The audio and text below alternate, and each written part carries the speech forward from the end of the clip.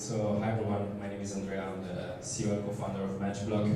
MagicBlock is a decentralized, well, this is the kind of agenda for today. I'm gonna give you a quick overview about what we do, go into ephemeral rollups, which is our solution to achieve composability and low latency, and then kind of explain how the whole MagicBlock engine works with the trust assumption of our system. MagicBlock is essentially a decentralized and high-performance engine for entirely on-chain games and applications. We built this for on-chain games, but we can support obviously a bunch of other use cases. And it is essentially a network built on top of Solana.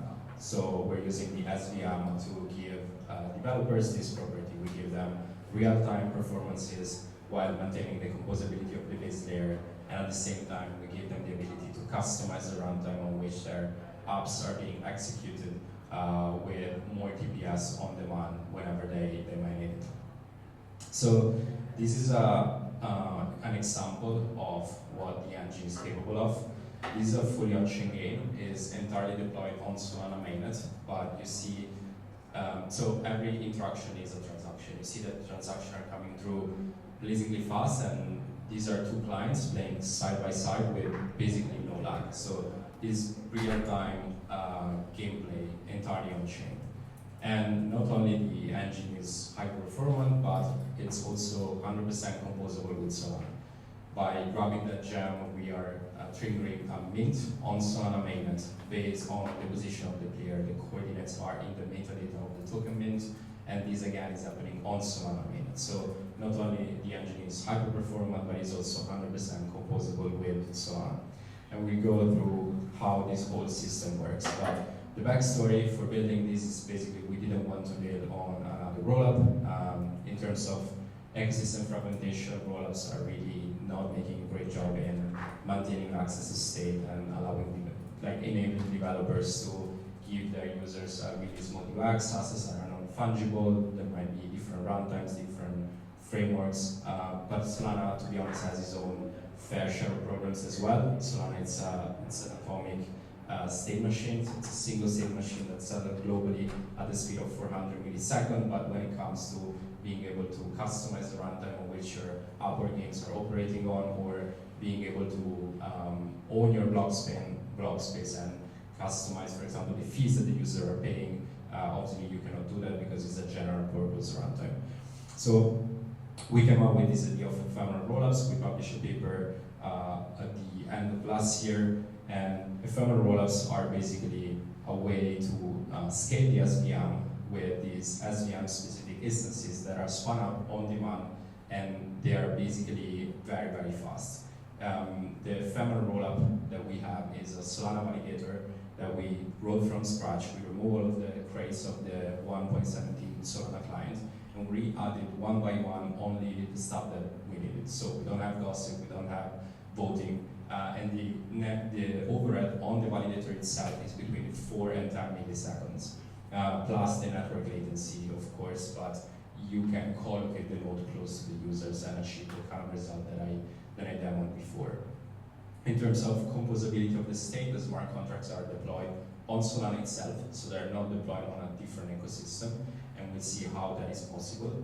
And essentially, it's a way to spin up this customized runtime because we can add customization at the validator level on demand whenever the developer needs extra block space. And of course, if they need more TPS, they can just spin up multiple ephemeral rollup sessions and run them in parallel. So it's just a great way to achieve all of these properties and basically get to solve the problems that we wanted to solve in terms of maintaining the same composability across the ecosystem without fragmentation, maintaining good UX, and avoid bridging as much as we can. So before digging into how the system works, just keep in mind these two basic concepts of how Solana works. Solana has this notion of accounts, where logic and state is separated natively. So everything is an account. Accounts are data buckets, basically. You've got executable accounts and non-executable accounts. Non-executable accounts hold the state, executable accounts are the logic. And the other concept that you have to keep in mind is that everything has an owner, it's a program owner, and you have these program derived addresses which are basically accounts that are derived by the programs and can hold data themselves. So basically there is this concept of ownership where a PDA is owned by a program, and that program can change that PDA based on the transactions that are being specified. So with these two ideas in mind, what happens in the system is that the developers can lock an account, just the account, in the example of the video, just the position of account of that player, and delegate the authority over that account, the ownership of that account, into the delegation program. The delegation program now has the control over that state position. And that account is loaded into an ephemeral rollup session. So the SVM operator sends this request and spin up the ephemeral rollup. So the smart contracts, the logic of the accounts are lazy loaded into they're basically cloned into the SVM runtime. And now we can change the state very, very fast into the ephemeral rollup session. So again, the latency here is basically very, very slow because the node can be customized and really optimized, and they're not bound by consensus. So it's between 4 and 10 milliseconds plus the network latency, but of course we collocate the nodes close to the users. So in the case of a game, a single program player will play in the APAC ephemeral rollup session, and if the player is accessing from New York, they will be playing in the US ephemeral rollup session. And this goes for every other use cases, and it's very generalized to any Solana accounts. You can load multiple accounts into the ephemeral rollup session as well.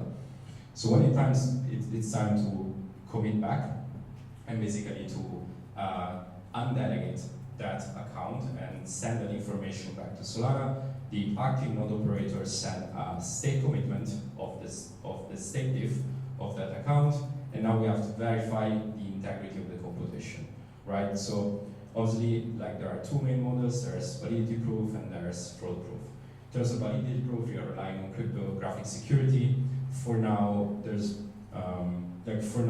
is still too slow for what we want to do, because we have potentially hundreds of thousands of transactions into the nodes. As you saw, if you're changing the player's state position that quickly, we easily run into hundreds of thousands of transactions that we have to prove, and at that point it's very kind of computation intensive and time consuming. And so in terms of fraud proof, my kind of mental model to make sense of the security assumption of fraud proof is that it's a cryptoeconomic security where there's some sort of probability of catching fraud, and that probability is a function of how long the window period is. There's a bond size that basically incentivizes stakeholders in the network to raise the challenge, and at the same time you have to have a certain number of actors that are actively monitoring and challenging if there is a fraud proof, because you can have a window of time of 7 days, but if there's no one actively watching the session and nobody's raising the challenge, then your system is insecure. So with this kind of assumption in mind, what we foresee as a good security mechanism for this and what we're implementing is basically that there is a challenge window, and anybody can raise a challenge during that period of time. The challenge, if the challenge is raised, of course we need to run a dispute game to solve that incorrect state. But the challenge window can be extended if there's no nodes that sign off that state commitment.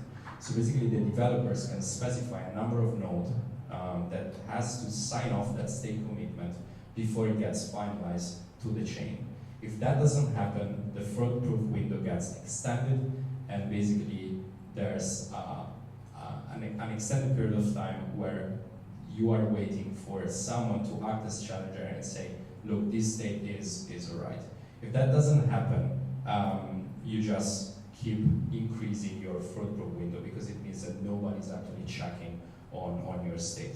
But on the flip side, this gives you the ability to really be aggressive with your fraud-proof window, because you can have a very restricted period of time. And the extreme case of that is just a few blocks, where you basically specify the window of time and you have the sign off of those nodes that are watching the session, that are basically saying, I checked that the computation is correct, it's good to go, it's good to be finalized.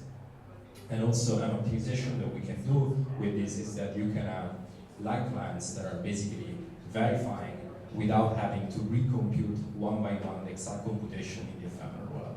So you can be smart on how basically reduce the load on these nodes, and they can just be sampling the transaction, and it's up to you to specify the number of light clients that you want to be watching your session, or even the length of the window, the challenge window. So this is what happens basically. There's this network of nodes that sign off that state commitment, and if they all sign off that state commitment and the window of time expires at that point, and only at that point the state becomes final. So the position is updated on Solana, the program is undelegated, and then you can trigger a conditional operation based on the information in the ephemeral rollup, like the token mean that we saw before. So these are basically the scenario. In the case of the challenge window, it's still being running, basically you have to wait, and even if you have enough light clients or full nodes that has signed off that state diff, you still have to wait until the end of the window, the challenge window, but at that point you can finalize this state.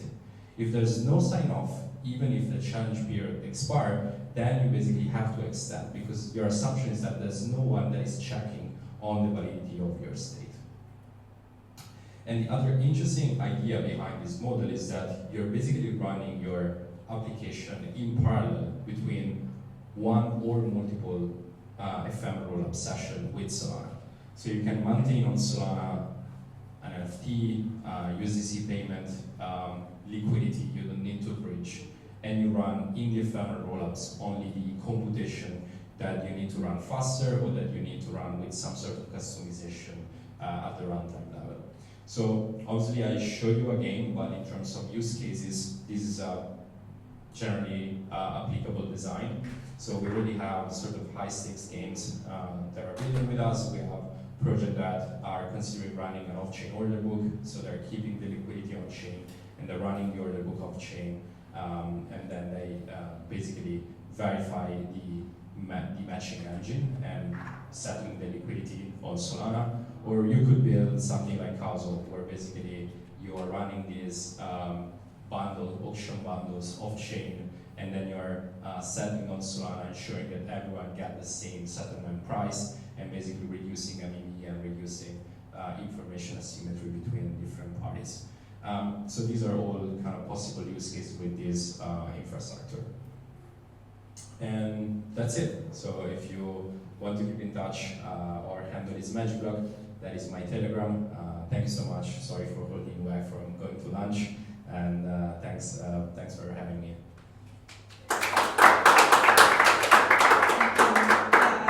Several questions here. First, because MegaETH and Monet, they kind of are in different execution environment, like SVM. I don't know if this stack is applicable to them, or we still need the execution layer to have state state assess model similar to SVM. Yeah, this is heavily based on SVM because of the notion of locking the account and delegating the ownership to the delegation program. And also in terms of the execution environment, the validator is SVM based.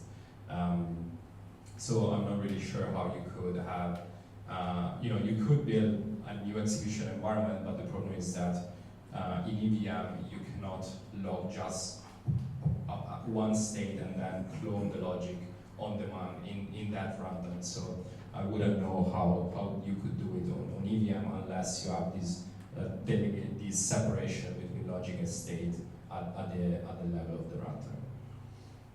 Yeah, makes sense. And also curious, if there are some projects that want to use this scaling solution, is it you need to do customization one-on-one base, or it's an open source stack that everyone can just make their customization? So we want to open source the stack.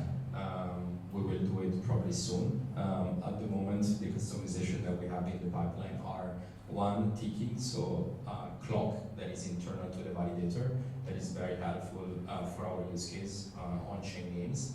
But there's already, we're already in conversation to potentially add a sequencing mechanism, because obviously in the case of exchanges that they might want to extract MEV, or like they might want to have more granular control over the sequencing. Right now is first come first serve.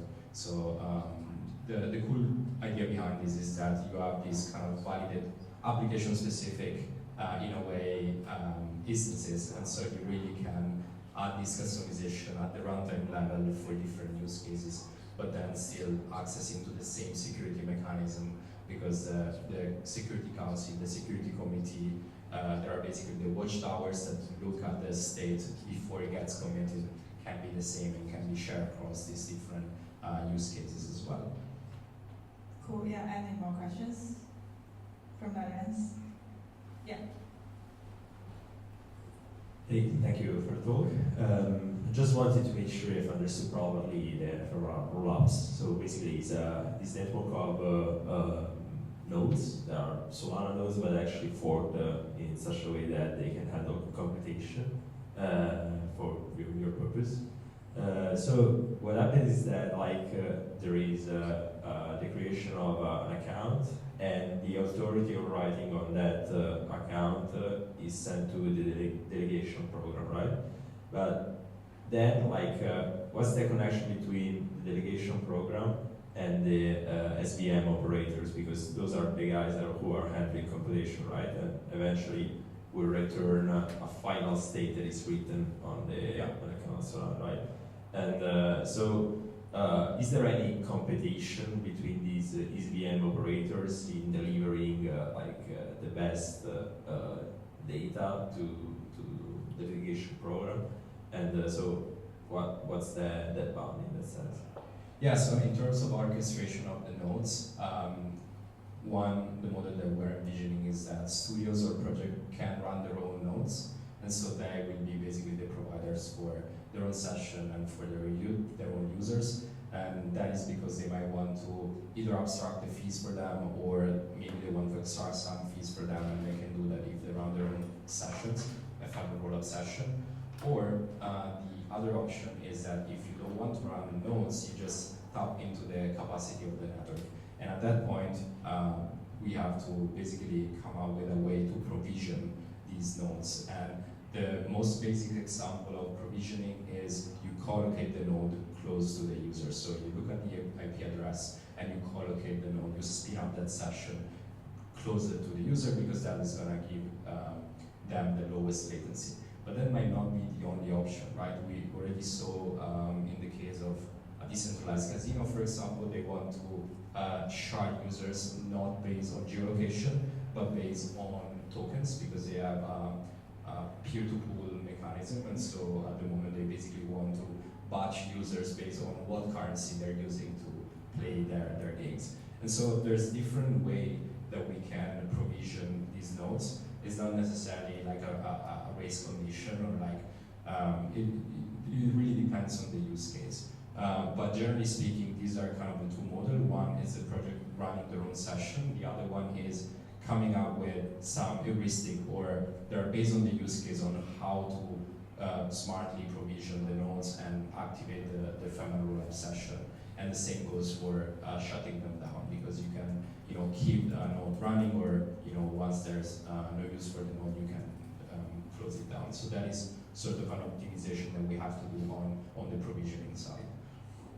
Okay, got it. So there will be several ephemeral rollups in this sense. Yeah. And you characterize an ephemeral rollup with the delegation program and the SVM operators, or there is the unique delegation program which dispatches around the different SVM operators? There's one entry point, which is the delegation program, but then there's multiple ephemeral rollup instances. And in terms of users, you can have multiple users for different use cases into a single ephemeral rollup session, or you can have multiple ephemeral rollup session for a single use cases as well. So it's very general and it depends on what you want to achieve. But the delegation program is one and is the single entry point to the system. Thank you. Is there any other questions? Thank you so much. I appreciate it.